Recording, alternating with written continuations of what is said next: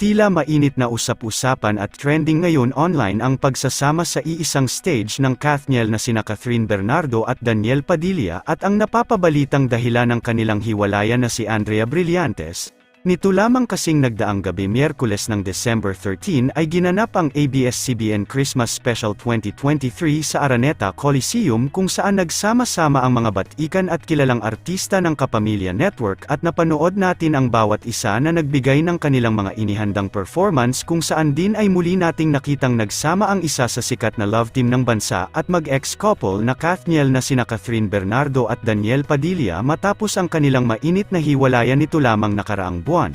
Hinangaan nga ng marami ang dalawa sa pagiging professional na ipinakita nila pagdating sa trabaho na kahit na sila ay hiwalay na ay hindi ito naging hadlang upang magkaroon sila ng pag-iilangan sa isa't isa at tila nga parang walang nangyaring hiwalayan sa pagitan nila at nananatiling in good terms pa rin sila sa kabila ng mga nangyari. Sa pagsasamang ang muli ng Kathniel ay muli namang nabuhayan ng pag-asa ang Kathniel fans kung saan hindi nila naitago at napigilan ang kilig ng muli nilang nasilayan sa iisang stage ang kanilang iniidolo na sina Catherine Bernardo at Daniel Padilla. Umaasa pa din kasi ang iilan na maayos ng dalawa ang kanilang relasyon sa kabila ng mga nangyari. Samantala, hindi naman nakaligtas sa mga mata ng netizens ang napapabalitang dahilan ng hiwalayan ng dalawa na si Andrea Brillantes.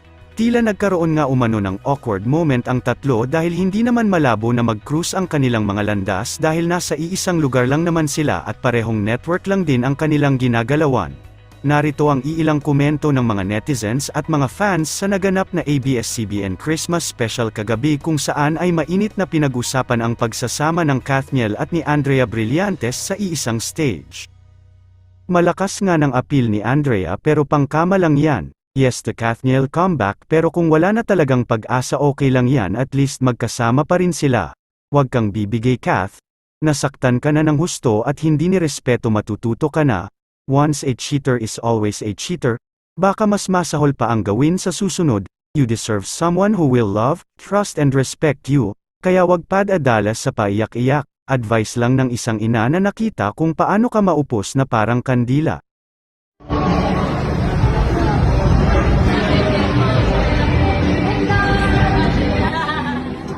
Lang po. Star Magic Films. Yes. Star Magic Films. Hi, Star Magic Films. Yung food you are so